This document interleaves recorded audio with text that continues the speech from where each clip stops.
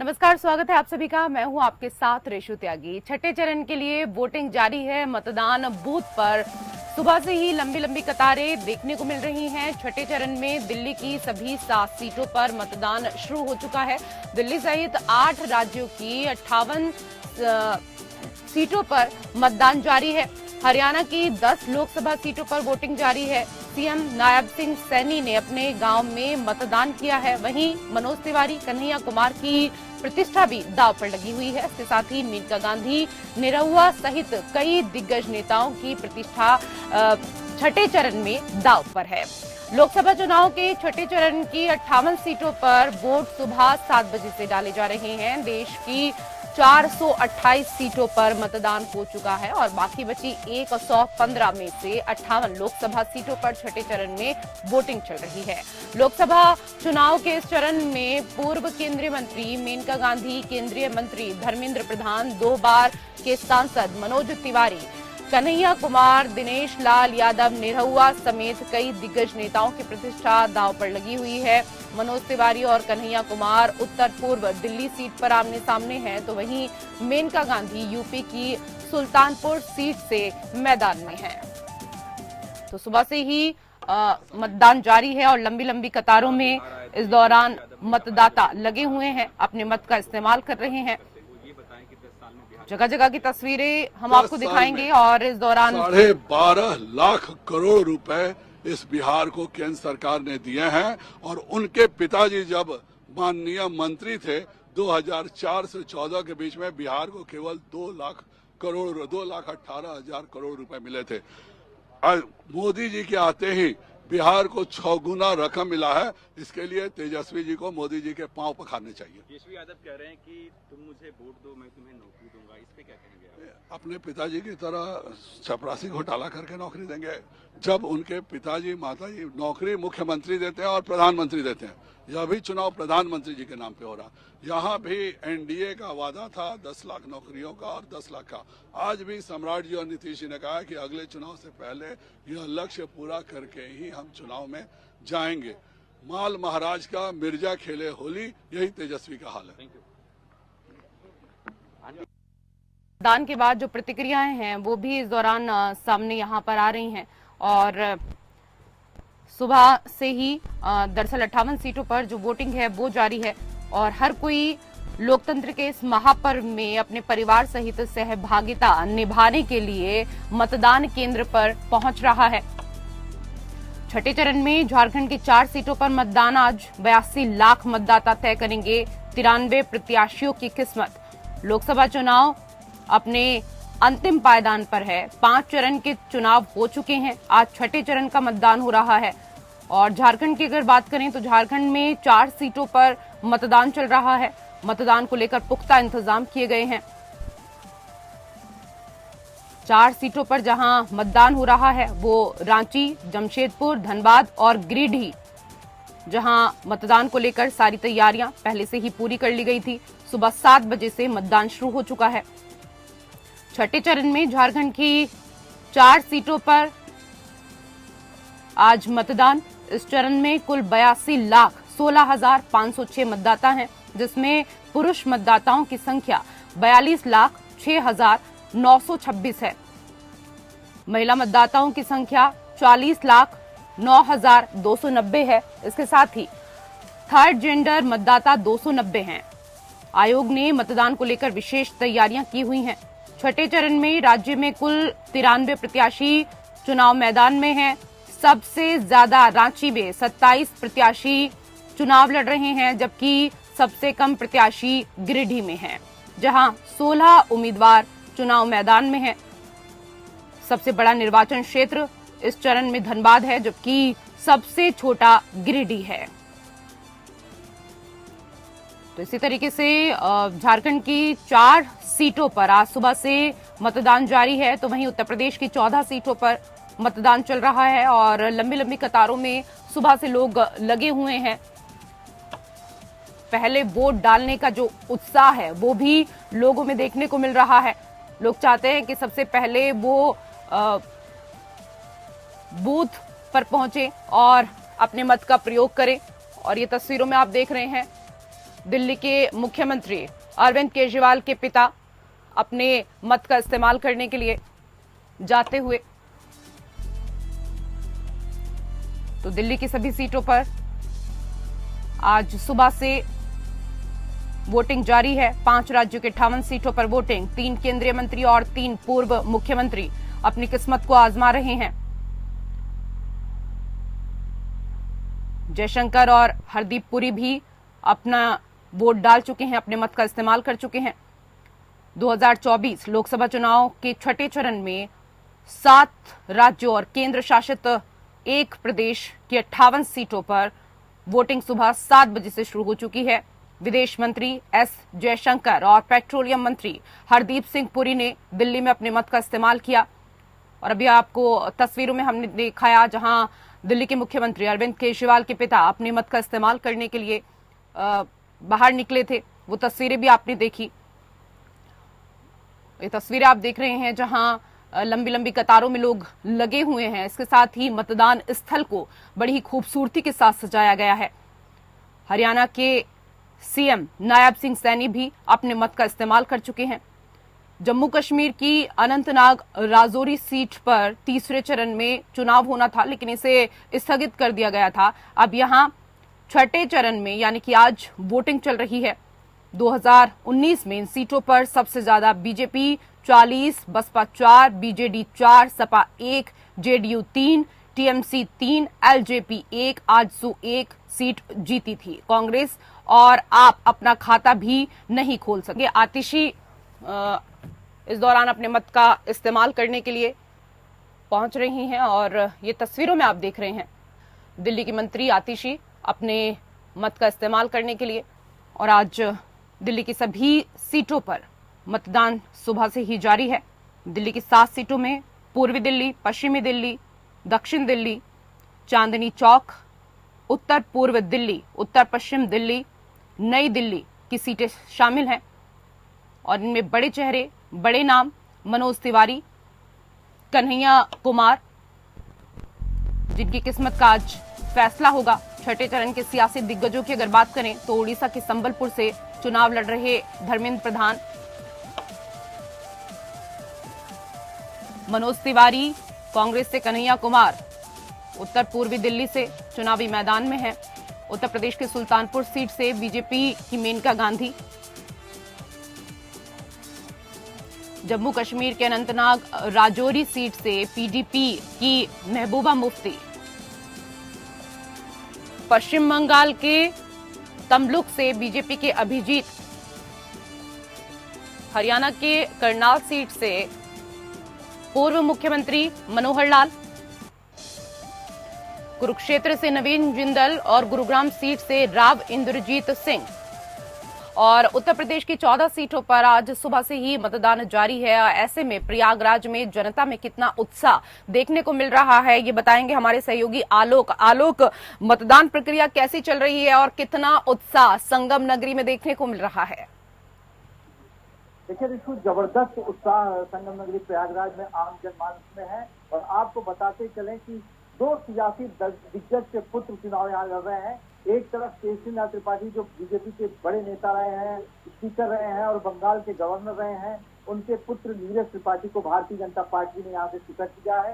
जाति समीकरण को पूरा ध्यान में रखते हुए यहाँ पर टिकट दिया है, क्योंकि यहाँ पर ब्राह्मण मतदाताओं की संख्या भारी संख्या ब्राह्मण मतदाताओं की है। वहीं पर रेवती रमन सिंह जो सपा के दिग्गज नेता हैं और उनके पुत्र उज्जवल रमन सिंह को गठबंधन जो कांग्रेस और समाजवादी पार्टी का गठबंधन है उसने अपना प्रत्याशी बनाया। तो बहुत ही रोचक मुकाबला उज्जवल रमन सिंह और नीरज त्रिपाठी के बीच है। नीरज त्रिपाठी प्रदेश सरकार के अपर महाधिवक्ता हैं और क्योंकि केशरीनाथ त्रिपाठी भी अधिवक्ता रहे थे, तो अधिवक्ताओं में बहुत जबरदस्त पकड़ इनकी मानी जाती है। वहीं रेवती रमन सिंह जमीनी नेता माने जाते थे। कहा जाता था कि रेवती रमन सिंह के दरवाजे पर अगर कोई पहुंच गया तो वो निराश होकर नहीं जाता था। रेवती रमन सिंह अपनी पूरी क्षमता से, पूरी शक्ति से उसकी मदद करते थे। तो रेवती रमन सिंह को बहुत जमीनी नेता माना जाता है, ऐसा माना जाता है। उनको विकास पुरुष कहा जाता है। तो ऐसे में उनके पुत्र उज्जवल रमन सिंह यहाँ से विधायक भी एक बार रहे हैं, तो उनकी एक राजनीतिक पृष्ठभूमि भी है और वो पहले विधायक भी रहे हैं। तो बहुत जबरदस्त मुकाबला इलाहाबाद सीट पर है। वहीं फूलपुर सीट पर समाजवादी पार्टी और कांग्रेस ने अमरनाथ मौर्य को चुनाव में उतारा है, तो वहीं के विधायक प्रवीण पटेल जो बीजेपी के विधायक हैं वो भारतीय जनता पार्टी से चुनावी मैदान में है। पटेल मतदाता भारी संख्या में फूलपुर में है, इसीलिए भारतीय जनता पार्टी ने जाति समीकरण को ध्यान में रखते हुए प्रवीण पटेल पर अपना दांव आजमाया है और ये दोनों सीटें भारतीय जनता पार्टी के पास थी। अगर बात गर्मी की देखी जाए तो गर्मी के मद्देनजर सुबह से ही जब से वोटिंग शुरू हुई है प्रयागराज के मतदाताओं में जबरदस्त उत्साह है। 7 बजे से ही लंबी लंबी कतारें वोट डालने के लिए मतदाताओं की लगी हुई है और एक माना जा रहा है कि एक कैंपेन भी चलाया गया था कि उस दिन भले आदमी भोजन न करे, नाश्ता न करे, लेकिन अपने मताधिकार का प्रयोग करे, तो इसका भी एक उत्साह नजर आ रहा है। लोग सुबह ही अपने घरों से निकलकर मैं आऊंगी वापस, आलोक मैं आपके पास वापस आऊंगी। आतिशी क्या कुछ कह ये फ्री एंड फेयर इलेक्शंस का उल्लंघन होगा, तो हम ये उम्मीद करते हैं कि इलेक्शन कमीशन इसका संज्ञान लेगा और इलेक्शन कमीशन ऐसी किसी भी साजिश को जरूर रोकेगा। मैम एलजी बोल रहे हैं कि ये तो झूठे आरोप है और जो आरोप लगाए हैं आम आदमी पार्टी ने, इस पर कार्रवाई वो करेंगे आगे। देखिए आज पता चल जाएगा, आज पोलिंग का दिन है, दूध का दूध पानी का पानी हो जाएगा। ऑलरेडी कुछ एरियाज से ऐसी खबरें आ रही हैं कि कुछ एरियाज में बहुत दूर बैरिकेड्स लगाए जा रहे हैं, तो अगर एलजी साहब ने ऐसा नहीं किया है, दिल्ली पुलिस ने ऐसा नहीं किया है, तो हमें भी पता चल जाएगा कि ऐसा कुछ नहीं है। लेकिन अगर पता चलता है कि दिल्ली के एरियाज में जहां पर इंडिया गठबंधन के स्ट्रॉन्ग होल्ड्स हैं वहां पर वोटिंग स्लो हो रही है, वहां पर पुलिस ज़्यादा परेशान कर रही है, तो फिर हम चाहेंगे कि इलेक्शन कमीशन इसमें ज़रूर इंटरवीन करे, क्योंकि फ्री एंड फेयर इलेक्शंस लोकतंत्र का आधार है। एक सवाल ये है मैम। तो दिल्ली सरकार में मंत्री आतिशी को इस दौरान आप सुन रहे थे और दिल्ली की सभी सीटों पर आज सुबह से ही मतदान जारी है। इसके साथ ही उत्तर प्रदेश की अगर बात करें तो उत्तर प्रदेश में 14 सीटों पर सुबह से मतदान जारी है और लंबी लंबी कतारों में लोग लगे हुए हैं, अपना बारी का प्रतीक्षा कर रहे हैं, इंतजार कर रहे हैं कि कब उनकी बारी आए और वो अपने मत का इस्तेमाल कर सकें। और हमारे सहयोगी आलोक लगातार हमारे साथ जुड़े हुए हैं और तमाम जानकारी हमें दे रहे हैं। आलोक, मेरे ख्याल से आप मतदान स्थल पर ही हैं, जरा पीछे की तस्वीरें आप दिखाइए कि किस तरीके से तैयारियां की गई हैं मतदाताओं के लिए, और अगर वहां पर कुछ वोटर्स हों जो अपने मत का इस्तेमाल करके बाहर आ चुके हों तो उनसे भी बात करिए कि कौन कौन से मुद्दे हैं जिस पर उन्होंने इस बार अपने मत का प्रयोग किया है। देखिए, लोकतंत्र का पर्व है और इस पर्व में लोग बड़ी संख्या में आके अपने मताधिकार का प्रयोग कर रहे हैं। हम अपने कैमरामैन से कहेंगे कि वो तस्वीरें दिखाइए, देखिए किस तरीके से लोग जा रहे हैं अपने मताधिकार का प्रयोग करने के लिए। और सुबह से ही भारी संख्या है लोगों की, मतदाताओं की, जो लोकतंत्र के इस पर्व में हिस्सा लेने के लिए जा रहे हैं। अभी चूंकि सुरक्षा के मद्देनजर जो मतदान स्थल है उसके बहुत करीब मीडिया को नहीं अनुमति मिली है कि मीडिया वहां पे जाकर लोगों से, लेकिन हम जरूर जब लोग बाहर आएंगे तो उनसे आपकी बात कराएंगे। लेकिन इतना जरूर है कि गंगा जमुना और अधिक संस्कृति की त्रिवेणी संगम की प्रयागराज में आज लोकतंत्र के पर्व पर लोगों में जबरदस्त उत्साह है, वोटरों में जबरदस्त उत्साह है और निश्चित तौर पर माना जा रहा है कि यहाँ पे जो वोटिंग प्रतिशत होगा वो जरूर बहुत बेहतर होगा, क्योंकि पिछले बार जो वोटिंग प्रतिशत रहा था वो कम रहा था, लेकिन इस बार जिस तरीके का उत्साह देखा जा रहा है तो वोटिंग प्रतिशत भी बढ़ेगा। और बेहद कांटे की टक्कर है समाजवादी पार्टी, कांग्रेस गठबंधन के उम्मीदवार और भारतीय जनता पार्टी के उम्मीदवार में। बात अगर प्रयागराज की, इलाहाबाद सीट की जाए या फूलपुर की, दोनों जगह बहुत जबरदस्त मुकाबला है और देखना ये होगा। हाँ, इतना जरूर है कि जो प्रयागराज का जनमानस है उसने योगी सरकार का जो कानून व्यवस्था की बेहतर स्थिति रही है उसको जरूर मतलब बेहतर मान के अपना वोट का प्रयोग कर रहे हैं। वहीं समाजवादी पार्टी की तरफ से आरोप लगाया जा रहा है कि बेरोजगारों को नौकरी नहीं मिली, महंगाई बढ़ी है। तो ऐसे तमाम मुद्दे हैं जो जनता के बीच रख कर प्रत्याशी अपना अपना वोट मांग रहे हैं। लेकिन बात प्रयागराज की जाए तो यहाँ पर मतदाताओं में बहुत उत्साह है, सुबह से ही लंबी लंबी लाइनें वहां लगी हुई हैं मतदाताओं की। बिल्कुल, मैं वापस आऊंगी आलोक आपके पास, लेकिन एक बार रुख झारखंड का भी कर लेते हैं, जहां रांची से हमारे सहयोगी हिमांशु इस वक्त हमारे साथ लाइव जुड़े हुए हैं। हिमांशु, क्योंकि अगर बात करें झारखंड की तो झारखंड में आज 4 लोकसभा सीटों पर मतदान चल रहा है। किस तरह का नजारा, किस तरह की तस्वीरें, कितना उत्साह जनता के बीच देखने को मिल पा रहा है? हिमांशु, आपको आवाज मिल पा रही है? चलिए, लगता है कि आवाज हमारी नहीं पहुंच पा रही है। दोबारा से संपर्क साधने की कोशिश हम अपने सहयोगी हिमांशु से करेंगे। लेकिन आलोक, अगर बात करें तो देखिए, उत्तर प्रदेश जहां लोकसभा की सबसे अधिक सीटें हैं, 80 सीटें, और कहते हैं कि दिल्ली की कुर्सी पर अगर कोई भी काबिज होता है, सत्ता जिसके हाथ में आती है, उसमें उत्तर प्रदेश की भूमिका बहुत ज्यादा महत्वपूर्ण होती है। लेकिन पिछले 5 चरणों की अगर हम बात करें, क्योंकि आपने देखा चुनाव आयोग ने भी अपनी तरफ से तमाम तैयारियां की थी। अगर पार्टियों को लेकर बात करें तो पार्टियों ने खूब प्रचार प्रसार किया, खूब रैलियां की। उसके बाद भी 5 चरणों में जो मतदान प्रतिशत है, जितना होना चाहिए था, वो नहीं हुआ। छठे चरण के लिए भी काफी तैयारियां की गई। क्या आपको लगता है कि पिछले 5 चरणों को देखते हुए इस चरण में जो वोटिंग प्रतिशत है वो बढ़ सकता है? देखिए, प्रयागराज को बुद्धिजीवियों का शहर कहा जाता है और ऐसे में पढ़ा लिखा जो वर्ग है वो जरूर आकर अपने वोट का प्रयोग करेगा, अपने वोट की शक्ति जो होती है इसका एहसास दिलाएगा। लेकिन अगर बात की जाए तो निश्चित तौर पे जो हर वर्ग के लोग हैं, हर तबके के लोग यहाँ पे वोट डालने के लिए घरों से निकले हैं। शायद मैंने भी 20 साल में जो रिपोर्टिंग की उसमें पहली बार देख रहा हूँ कि बहुत सुबह इतनी लंबी कतारें नहीं लगा करती थी। लोग 10-11 बजे तक का इंतजार करते थे, फिर घरों से निकलते थे।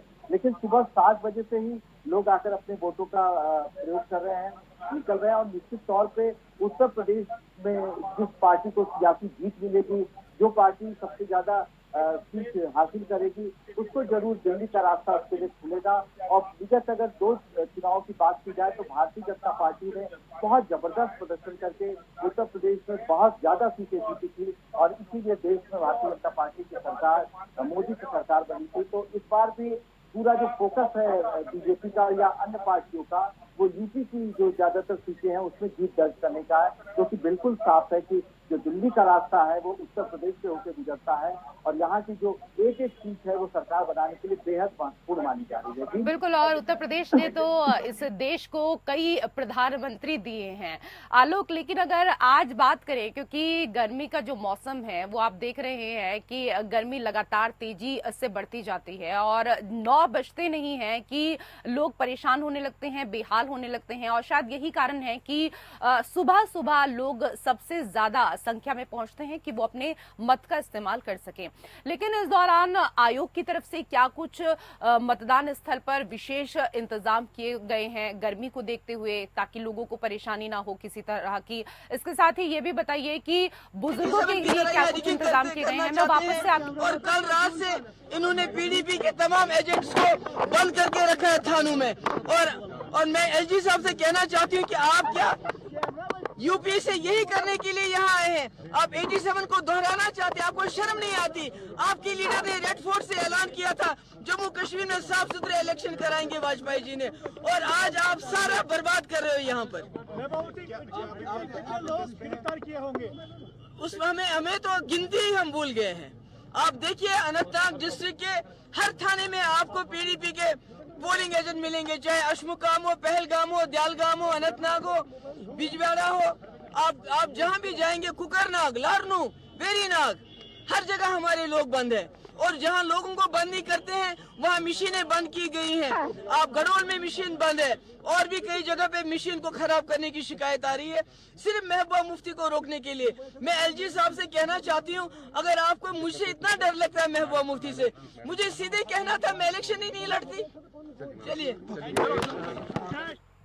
तो कहीं ना कहीं नाराजगी जाहिर करते हुए नजर आई इस दौरान महबूबा मुफ्ती। आलोक, मैंने आपसे सवाल किया था मैं, लेकिन आपने सवाल को फिर से दोहराऊंगी, लेकिन एक बार रुक कर लेती हूँ रांची का, क्योंकि हमारे सहयोगी हिमांशु भी काफी देर से अपनी बारी की प्रतीक्षा कर रहे हैं, क्योंकि वो भी रांची का हाल हमें बताने वाले हैं।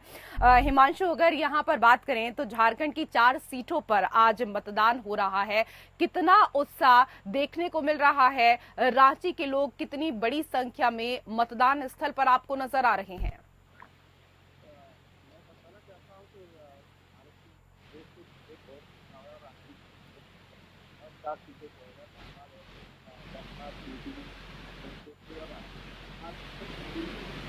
हिमांशु, आपको आवाज मिल पा रही है? हेलो जी, हेलो। चलिए, लगता है कि शायद कोई तकनीकी समस्या है, हमारी आवाज स्पष्ट रूप से नहीं पहुंच पा रही है हमारे सहयोगी हिमांशु तक। लेकिन इससे पहले आलोक, जिस तरीके से हम बात कर रहे थे, क्योंकि गर्मी का मौसम है और ऐसे में चुनाव आयोग की तरफ से पहले से ही तमाम तैयारियां की गई थी कि अगर इस गर्मी के मौसम में जो मतदाता मतदान स्थल पर पहुंचते हैं तो उनके लिए शीतल पेय का इंतजाम किया गया है, बाकी भी चीजों का इंतजाम किया गया है जैसे पंखे, कूलर, ताकि उनको परेशानियों का सामना ना करना पड़े। लेकिन बुजुर्गों के लिए और इसके साथ ही विशेष तौर पर गर्भवती महिलाओं के लिए भी क्या कुछ अलग से इंतजाम किए गए हैं?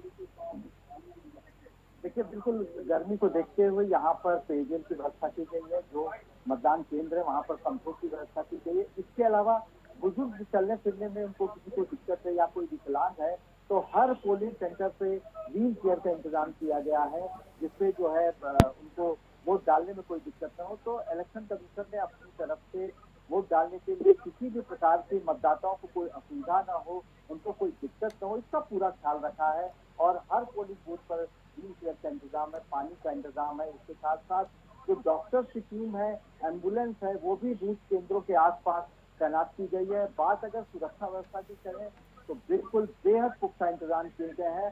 हर बूथ पर केंद्रीय अर्धसैनिक बलों के जवान तैनात किए गए हैं, पुलिस पीएससी के जवान तैनात किए गए हैं।